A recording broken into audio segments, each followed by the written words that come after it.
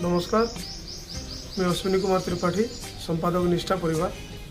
जेनता कि आमर कोविड-19 लगी निष्ठा परिवार माने सब बेले कोविड-19 लगी मुकाबला लगी प्रस्तुत अच्छे। आम विभिन्न समय रंधा खाद्य संगे जलखियार व्यवस्था आम करूँ। जेनता कि आपण मैंने जानी थे विकास हॉस्पिटल छकरे दीर्घ 19 दिन धरिकी आम रास्तार जाऊा ट्रक ड्राइवर तथा एम्बुलेंस ड्राइवर आ रोगी सहायक मान रंधा खाद्य दीर्घ 19 दिन धरिकी आम बंटन करूँ।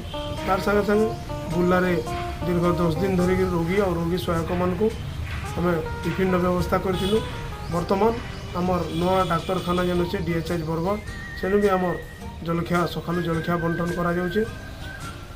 इथिरे अनेक लोकंकर साहाय्य सहयोग रही है। अनेक माने आर्थिक सहयोग कहून, शारीरिक सहयोग कहून कि मानसिक स्तर में सहयोग कहून, समस्त सहयोग रेडा आम आमर काम आगे चलीचे।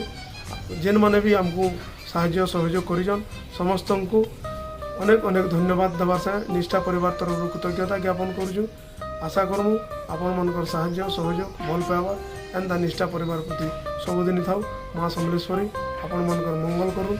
आउ कोविड-19 जनता सारा विश्व लोप पाई जाओ, एतकी निष्ठा परिवार तरफ।